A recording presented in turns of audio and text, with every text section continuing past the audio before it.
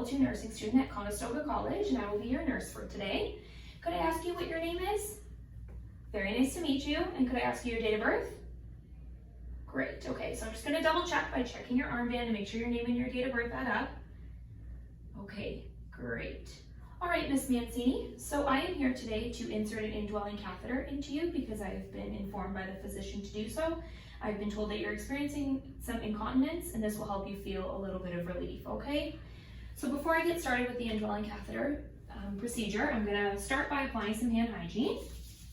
Okay, and then I'm gonna start by applying my clean gloves because my sterile gloves are within the kit.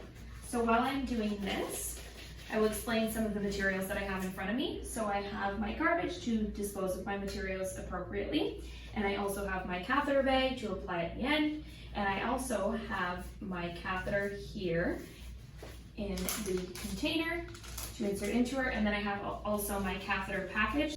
Okay, so now coming in from the sides, I'm going to open my Foley catheter tray using the forceps that are placed. I'm making sure I'm leaving a 1-inch border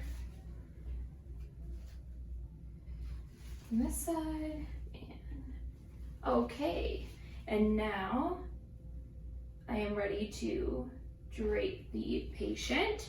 So I'm going to come in from the corners. I'm still using my clean gloves, and I'm going to have the shiny side facing down when I drape the patient. Here we are. And then I'm going to drape the patient with the blue coming in from the corners. I'm going to place my forceps down. Okay, so the client is draped. All my necessities are inside. And then I'm also, because I'm using my clean gloves and this package is non-sterile, I'm going to use my forceps to take out the 12 French Foley catheter. Remove this.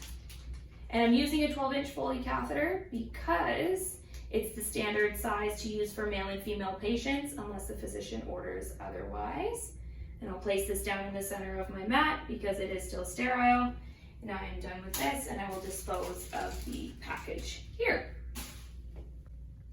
So I still have my clean gloves on. I'm going to come in from the side, grab the forceps to take out my sterile gloves to apply, leaving them in the sterile field. And the same goes for the left hand. Okay, so now I'm going to use the technique and grab this and carefully apply, not touching the sterile glove to the non-sterile. Okay, pulling it down carefully.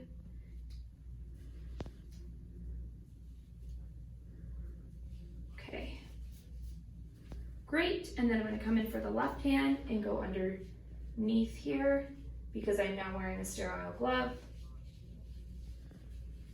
and slide my hand in here. Being very careful we're not touching the sterile glove to the dirty one. Okay. Takes a little bit of practice.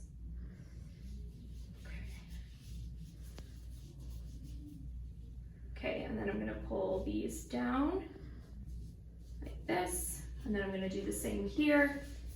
Pull this down as well. I'm going to go like this to make sure the gloves are tightly secured. Okay, so now I am now sterile. I'm going to keep my hands above my hips and go in from the sides, so I'm not contaminating the sides. I have my cotton balls here to clean Miss Mancini, and then I have, in case a urine sample is necessary, I have the contaminate container here, and then I have more sterile forceps here that I may need. I have my betadine solution here. So what I'm going to do is I'm going to open this and I'm going to pour it all over the cotton balls. Okay, and then I'm going to put that in the garbage. Okay, and then I'm going to take the hydrogel here, and I'm going to open this. Okay, and I'm going to put the catheter into the hydrogel. All right, and then I'm going to leave it hanging on the side here, slightly up a bit. There we go. And then that is done. That will go in the garbage there. And then now I do have the 10 cc syringe. Okay, so now I'm going to test the catheter to make sure the balloon inflates properly. I'm going to remove the cap and dispose the cap. Okay, and then I'm going to come in, grab the catheter, and I'm going to attach it to this part here. Perfect. Okay, and then testing the balloon. I'm going to make sure it inflates first. Okay, so there's no rupture or signs of leakages, so we know that it's correctly intact. And I'm going to leave this like this, and I'll bend that slightly here, and leave that up like this. Just like this. Perfect. Okay. Okay, so right now we have everything prepared. I am sterile, and now I'm ready to clean the female patient. Because she is female, she will be in the dorsal recumbent position with her legs slightly bent and open and relaxed if she was a real person. And I'm also making sure everything is at working height, so I'm never lowering my hands below my waist, potentially having them become contaminated and remaining sterile. So right now I do have my betadine solution poured over my cotton balls, okay? And I'm gonna come in with the right hand and grab the clean forceps, okay? And now using my non-dominant hand, I'm gonna begin cleaning her with the swab here. And I'm going from top to bottom while I'm cleaning her 3 different times. So I'm using my non-dominant hand, and I'm opening the labium here, and I'm wiping from top all the way down to bottom. And then I'm going to dispose, because this is still sterile. I'm making sure that I'm keeping my hand from touching anything in the field right now. And then again, from top to bottom.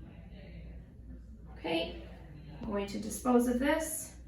And then one more time. Right into the center, going from top all the way down to bottom. Okay, so I've disposed of that. This is non-dominant.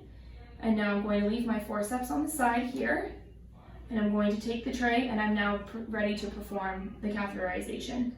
So I'm going to bring the tray over, and I'm going to place it right here in front of the patient. All right, and now I'm coming in from about 7 centimeters from the tip right here. Using my non-dominant hand, I'm going to insert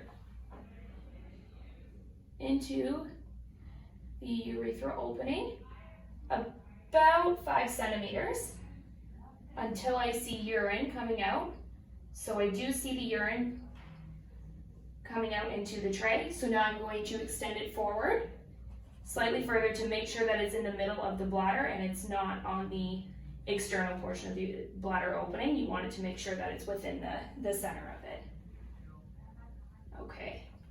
And now I'm going to use the syringe, and now I can use, because my sterile technique is, my technique does not need to be sterile now, the catheter is within the bladder. I'm going to pump the syringe up 5 milliliters. Sure that remains attached.